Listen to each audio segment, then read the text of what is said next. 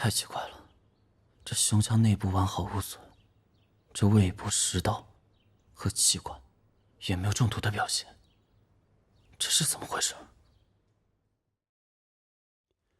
见男子无伤损处，须看粪门，恐有应物自此入。宋词，洗冤集录。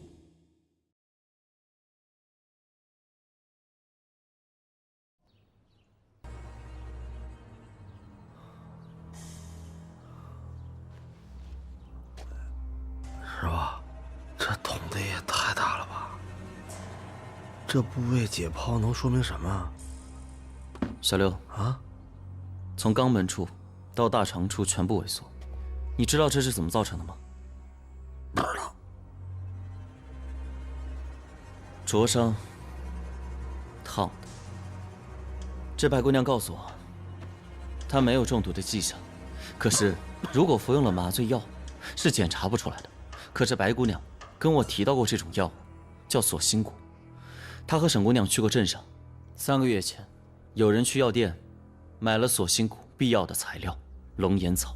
是他们俩之前让人用了锁心骨？只要将其熬成汤药，然后用捐泪浸湿，最后捂住口鼻，就可以使人麻痹倒地。我相信凶手第一步就是这么做的。这还想不明白？这样吧，简单演示一下。啊？哎，不是，师傅，这怎么演示啊？这一心道长一开始被凶手捂住口鼻，麻痹倒地，倒啊。然后，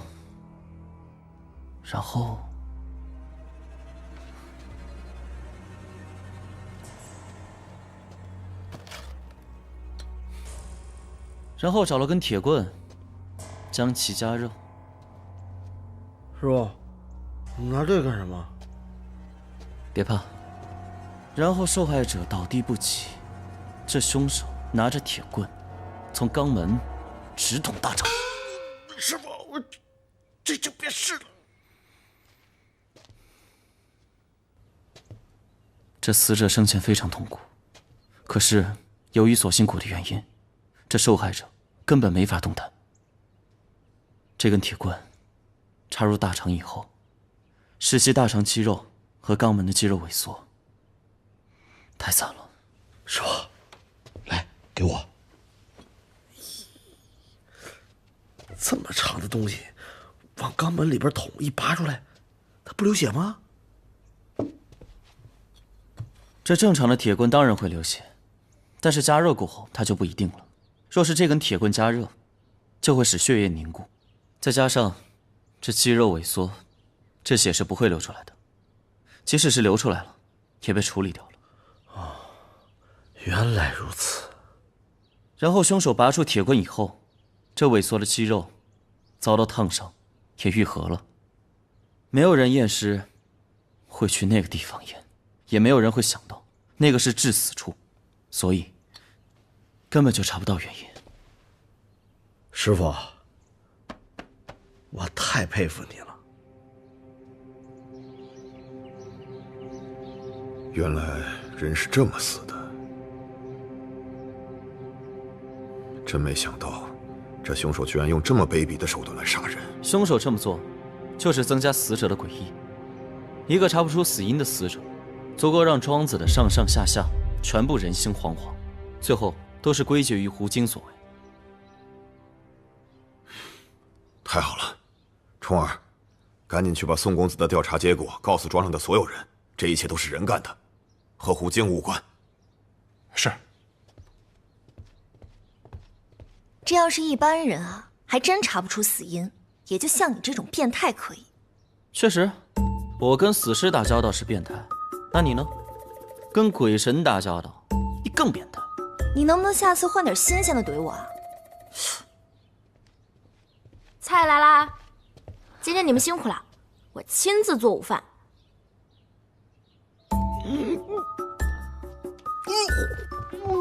哎，这一个两个的是怎么了呀？啊，小六呢？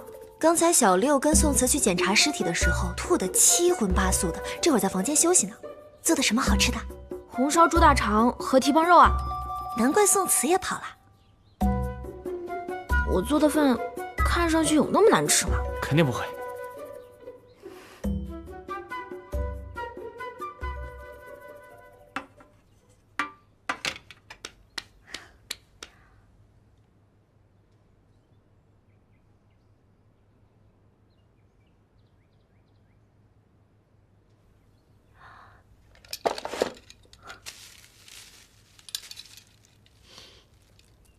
尹家果然家大业大，药房居然还有乌拉草，不错。弄点给宋大哥熬汤，可以消除疲劳。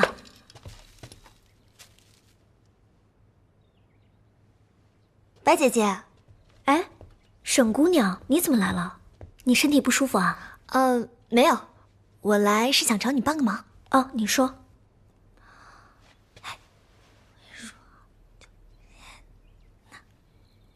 殿下，你就吃点东西吧，你都2天没吃饭了。郎头，哎呀，我今天透了1天，什么东西都不想吃，我把这些东西拿走吧。殿下，咱不吃肉，咱就吃点包子和水果，行不行？我一见吃了就想吐。殿下，哎，来了，等会儿，本王谁也不想见，让他们赶紧走吧。公子，是白姑娘啊！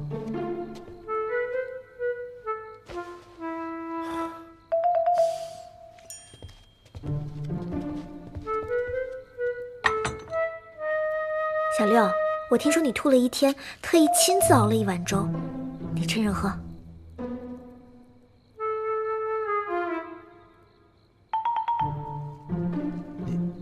你亲自为我熬了1碗粥啊？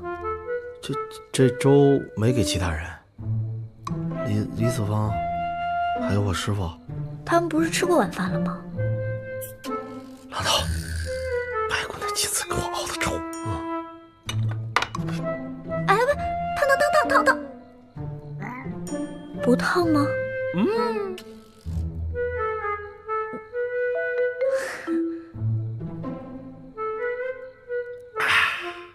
那个，我也想跟你聊聊。你来我屋找我聊聊天儿。如果不方便的话，我明天白天再来。方便。你看咱俩在哪屋聊？哦，郎头，还愣着干啥？该出去吧。好，是。哎，等会儿别。我找你的事儿其实跟狼头大哥有关。啊？沈姑娘，我已经按照你说的，故意把谣言散布出去了。我就说我们找到了当年叶远之家的一名家奴，但家奴病了，我要去替他医治，顺便了解一下他们的情况。你确保大家都知道了？有小六那张嘴，想不知道都难。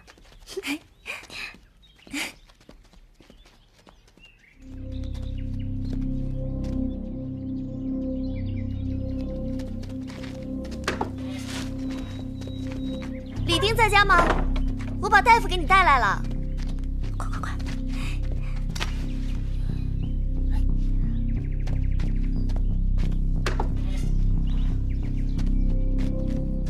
这下你跑不掉了吧？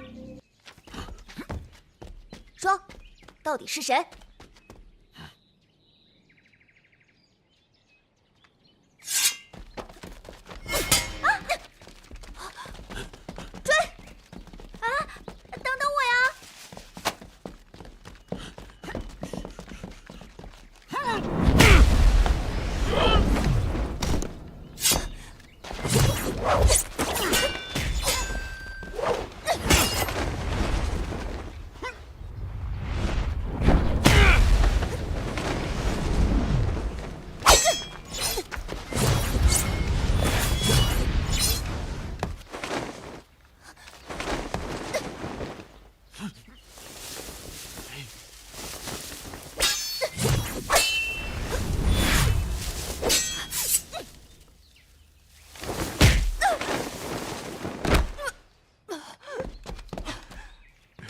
没事吧，沈姑娘？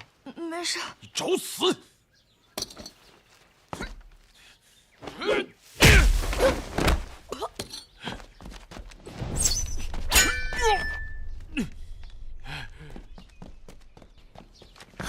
别追了，我知道是谁了，去找白姐姐吧。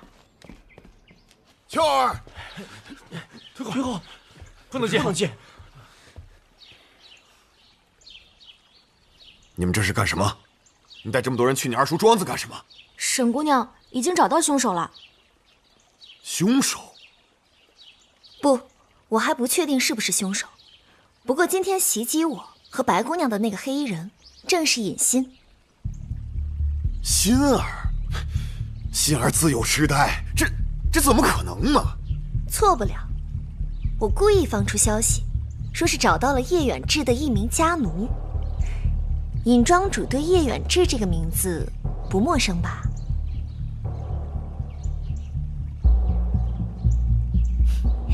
关于叶远志的事情，我只了解一部分，但大概情况已经掌握了。之所以在乎叶远志的事情，是想引出那天夜里袭击我和宋大哥以及李子芳的那个黑衣人。那个黑衣人对叶远志特别敏感，第一次出手袭击我们，就是因为宋大哥要动叶远志的墓。爹，你到底知道些什么？隐瞒了些什么？你倒是说话呀！我散布消息，谎称叶远志的家奴卧病在虎岭镇，并假意带着白姑娘上门对其进行诊治。李丁在家吗？我把大夫给你带来了。快！希望这个黑衣人可以坐不住，为了隐藏某些真相，不得不出来杀人灭口。但实则我安排了榔头兄弟暗中埋伏，想要抓住这个人。可惜啊，今天还是被他给跑了。但我可以确定，他就是尹欣。这是为什么？因为知道我们此行目的的，就只有尹家庄的人了。而在尹家庄的人里，用过这款大力胭脂的，除了我、白姑娘以及尹姑娘之外，就只有尹欣姑娘了。给你吧。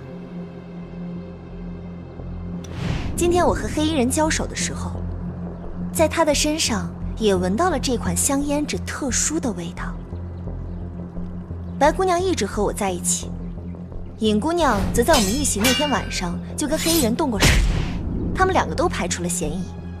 所以黑衣人的真实身份除了尹欣没有别人。你说是吗，尹庄主？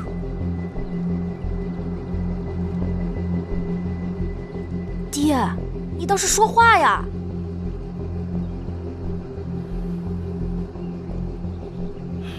也罢，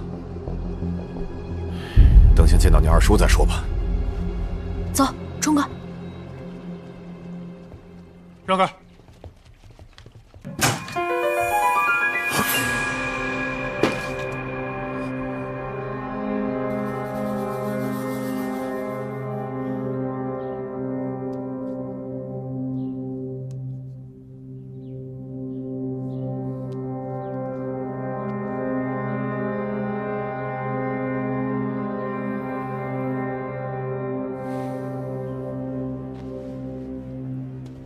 二庄主是窒息死的。茂春真的是自杀吗？哎呀，我看了，门外边锁着，人吊在房梁上，明显是上吊。可二庄主为什么要自缢呢？这脖子处有明显勒痕，舌根压在后上方，咽喉壁以及软腭后端也有明显接触，这的确是自缢的特点。尹庄主，这二庄主可有自杀的动机？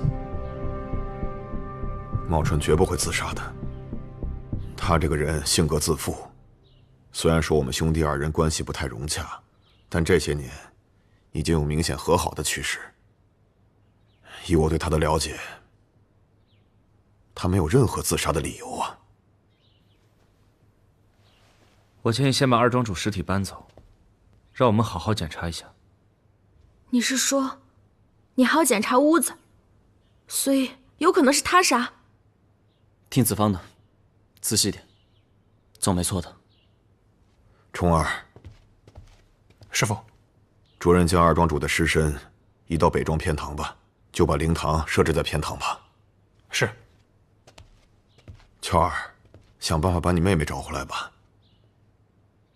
你二叔不在了，不管他是不是刺杀你朋友的凶手，我们都得把他给找回来呀。我知道了，爹。子芳，我留下来查看一下，人太多会破坏现场，带他们走吧。明显就是自杀嘛！门口的门锁上，人吊房梁上自杀了，而且我师傅都说了，什么压舌根、后向上方、什么软腭之类的，我敢断定他就是凶手。凶手？你的判断依据呢？很简单啊，他们兄弟俩不和呀。你想想，北庄那么大，到处都是佣人和丫鬟，而南庄呢？咱们走了这么长时间，没看见一个佣人。什么狐精、死人，为什么都发生在北庄？这就说明，尹茂春妒忌他哥有那么多钱，所以才弄这些神鬼的事儿。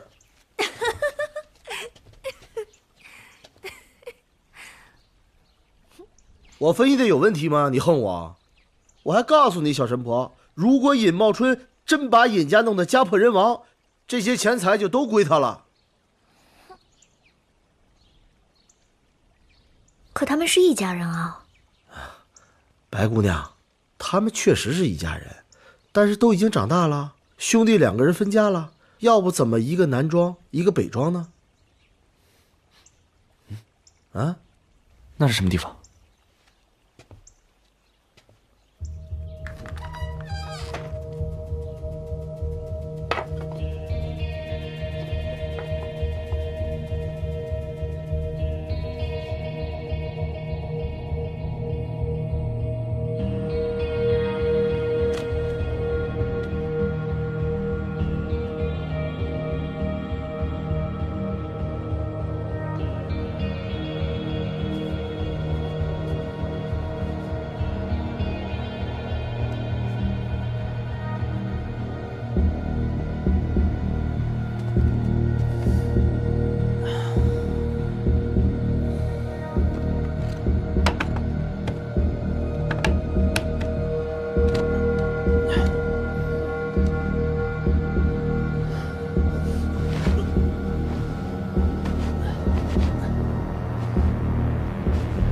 宋大哥，你干嘛呀，宋大哥？你干什么呀？我救你命啊！你以为我要死啊？我是在还原现场。对不起。算了，我已经知道这二庄主是怎么被杀的了。真是被杀？不是自杀。我们走吧。好。对了，宋大哥，尹欣到现在都没找着，不知道在哪。但沈姑娘很肯定，她就是那天那个黑衣人。其实这个事情呢，越来越复杂了。尹姑娘，恕我直言，你爹爹有很多事情瞒着我们。你是说叶远志？你是怎么知道叶远志的？沈姑娘告诉我的。沈姑娘好像掌握了很多消息。这小神婆果然调查到了什么。这尹家庄到处都这么诡异啊！哎，你不是通灵性吗？你看看那个井，里边是不是有鬼啊？我招鬼也是往你家招啊，这就是口破井，有什么大不了的？别瞎说，破井能上3把锁吗？来，你觉得这个门能锁得住鬼吗？我也没见过鬼啊，我不知道啊。是有点奇怪。哎，我想起来了，我师傅找陈大哥聊天的时候，陈大哥提起过这个井。据说尸体是在后院的一口井里被发现的，但我发现这尸体在死前有失禁反应，可能是被吓的。哎呦，啊，真是被吓死的。冲哥，你们这男装里边到底有什么呀？吓死了2个小偷，太好了，我倒要进去看看，这里面有什么名堂。哎，小什么，你别去了，万一里边真有什么事怎么办啊？有我在，百鬼不侵，就怕不是鬼。没错，很有可能是有人在装神弄鬼。拿着，我倒要进去看看，我就不信这古井里有什么鬼怪。要是真的有，我就跟他好好聊聊。哼！哎，不是，哎，住手！沈姑娘，这里毕竟是舍弟的庄子，还请尊重一下王弟。庄主您误会了，我并不是不尊重二庄主，是这个井。好奇心人人都有，如果这个地方真有助于破案的话，我自会叫人打开。庄主，这个地方跟这口井，难道发生过什么事情吗？茂春他一生命运多舛，早年得有一子，就是摔在这口井里给淹死的。后来才有了隐心，没想到又是一个痴儿。我那弟媳一时看不开，这一儿一女一死一痴，所以也就投了这口井。自那以后，茂春就让人把这口井给封了起来，就连这半个院子也都不再让人进来了。庄主，是西月鲁莽了。这些都是些往事，平常不与人提及。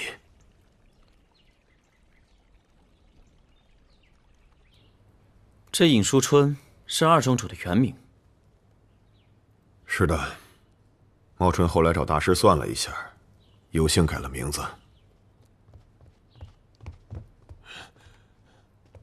哎，狼头，小六呢？我家公子说了，你们这个点找他肯定没好事，所以他就没来。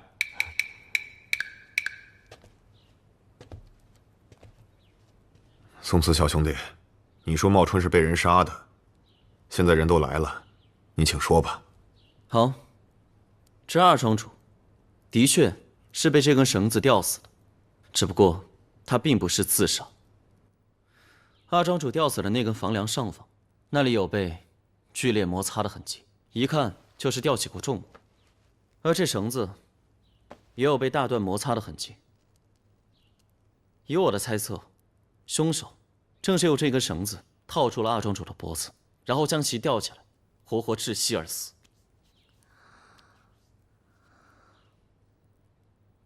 狼头，既然小六不在，你来示范一下吧。子方，你饰演凶手。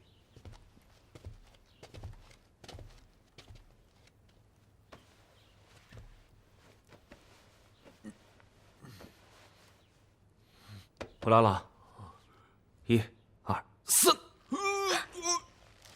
受不了，受不了，放。没事吧？没事吧？原来凶手是这么把二庄主给吊死的。虽然我知道凶手是怎么杀死二庄主的，可是门是从里边锁的呀，大家硬闯进来的，凶手又是怎么出去的呢？密室杀人，我们经历的还少吗？想必你应该已经破解这密室了吧？其实来福那个案子也是密室杀人，只不过那个比较复杂，我还没想明白。这个相对来说更简单一些。二庄主屋内的门锁，只要插销落入对应的锁槽，就可以从内反锁。而凶手只需要让门锁自动反锁的时间延至他离开后。其实方法很简单，用一个很粗的蜡烛支住那根木头，使这木头无法掉落，无法锁上门。随着蜡烛慢慢燃尽，蜡烛的支撑力不够，所以导致木头往下掉，也就将门给锁住了。当我们冲进房间的时候，这木条被我们冲断，所以凶手布置的现场也被我们摧毁了。而这屋子里只有一个已经死掉的二庄主，所以说这凶手根本就没有办法收拾这地上的蜡烛和蜡烛油。找到这些线索，这密室也就很容易解开了。原来如此，你要是真聪明，就把来福的那个密室也破了呗。我倒是想知道那个密室凶手是怎么做到的。那个密室其实就是一层窗户纸，一捅就破。只不过我现在还没想明白罢了。哼，密室解不解开并不重要，关键是要先找到凶手。这个凶手果然已经开始对我尹家庄的人下手了。尹庄主，恕我直言，这凶手是来尹庄复仇的，所以你们尹家的人都要注意安全了。我巴不得那个凶手来找我，看我怎么收拾他。巧儿，尹姑娘，还是得慎重一点。虽然你武功高强，但还要当心一点。万一凶手用一些下三滥的手段怎么办？不止尹姑娘，白姑娘，还有沈姑娘，都得多加小心。万一凶手认错人了之类的。关心的倒挺多的。我没有，尹姑娘。尹姑娘，尹姑娘，你想多了。宋大哥，借一步说话。好。大白天关什么门啊？我还能干嘛？把你吃了不成？叶远志已经查到了。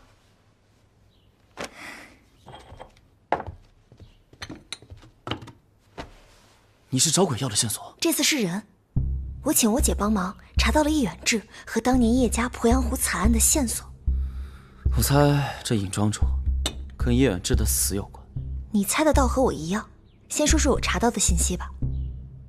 20年前，也就是淳熙12年，金兵南下，一批北方的商贾士族南逃，叶家便是在这南逃的队伍里。除了叶家，还有尹家。叶家是河南的巨贾，尹家则是开镖局的。不知什么原因，行至鄱阳湖时被一股金兵追上，这南逃队伍里的人死伤大半，叶家一家13口人全死了。侥幸逃脱的，除了尹德旺在内，没有什么人了。还有呢？没有了。鄱阳湖惨案的卷宗记载的不多，就这些。你怎么想？我相信事情没有金兵追杀、杀人抢劫这么简单。这个事情多半和尹家的人有关系，搞不好是尹家为了抢夺财产，杀人灭口。你和我想的一样，尹家庄隐居在此，看似并没有什么正经营生，却好像有花不完的钱。这大概就和叶家被金兵所劫持的所有财产有关。我这次之所以单独来找你聊，是因为这件事情，我暂时还没有告诉任何人，尤其是尹姑娘。我相信，即便我们的猜测是正确的，尹姑娘一定也是不知道的。我们俩想的8、9不离10。而且尹庄发生这么大的事情，这尹庄主竟然对我们还有所隐瞒。如果是杀人抢劫，那他是打死都不会说的。所以，凶手很有可能是要为叶家报仇。之前派一心道长来说的那些话，就已经明示得很清楚了。事已至此，接下来怎么办？能怎么办？继续查呗。你不觉得尹德旺是自作自受吗？就算是自作自受，犯了罪，那也应该交给官府，而不是遭人报私仇。而且我相信，尹姑娘和尹夫人也都是无辜的。谁啊？宋大哥，我熬了一些汤给你，给你们趁热喝。多谢白姑娘。多谢白姑娘。有劳白姑娘了，我有些事先走了。哎，别，宋大哥一个人也喝不完，一起喝吧。他饿死鬼投胎，怎么会喝不完呢？再说了，你就拿了1个碗，爱心汤我就不分享了。我准备去做个法，看看凶手到底是什么人。哎，等等，你能做法找到凶手，让我坐在这推理半天？那可不一样，我最多知道凶手是什么样的，但不知道到底是谁。不跟你解释了，我先走了。哎，等等，还有什么事儿啊？我之前听小六说关于那个井的事。你想干嘛？我能干嘛？当然下去看看。我们现在是查到叶远志的事，但是还知道了个秘密，难道你就不好奇吗？好，都有谁？想去的都一起去。那尹姑娘？尹姑娘，她迟早是要知道的。我也去。白姑娘，你又不会武功，一个姑娘家的，还是别去了，太危险了。哦。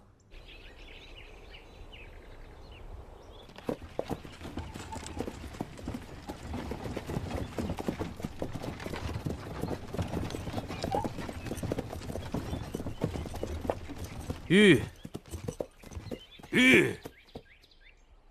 这是什么地方？将军，翻过了这座山，就到了狐妖岭的地界。最近的镇子叫狐岭镇，尹家庄就在狐妖岭上，和镇子隔了20里。我们是直接去尹家庄，还是在狐岭镇驻扎？尹德旺的庄子虽然大，也容纳不了我们这么多兄弟啊。算了，就不去麻烦他了，就到狐岭镇驻扎。是。记住，此次到狐岭镇，目的是剿匪，传我的命令。凡是传闲话者，军法处置。是。传将军令，前方狐岭镇驻扎。传闲话者，军法处置。传将军令，前方狐岭镇驻扎。传闲话者，军法处置。将军。哎。娘子，你怎么出来了？将军，这一路颠簸的，我都无聊死了。我看这里倒是山清水秀，我们要不要四处游玩一下？过了狐妖岭，前方不远就到了镇子。等到镇上安顿下来，我带着娘子把这附近好好逛逛，如何？郎头啊，郎正才擅自离开驻地。带兵往这儿来，这是要干什么呀？具体情况我也不是太清楚，不过据咱们的人传来消息说，他是以剿匪的名义离开的，直奔狐妖岭来。哼，一个驻地的将领，居然带着士兵擅自离开驻地奔这儿来，朝廷追究起来什么样的后果，他心里应该很明白。但郎正才冒这么大的风险带兵往这儿来，他想干什么呀？给我让开！让开！都让开！下！让开！后退！让开！让开！让开！都让开！让开！快点！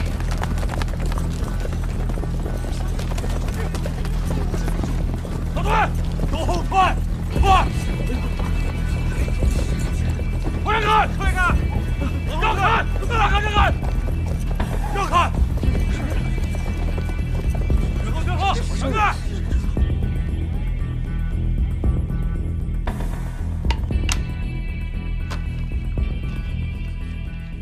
这是？哦，这是沈姑娘拿过来的淳熙12年鄱阳湖惨案的卷宗。她说这卷宗很有用。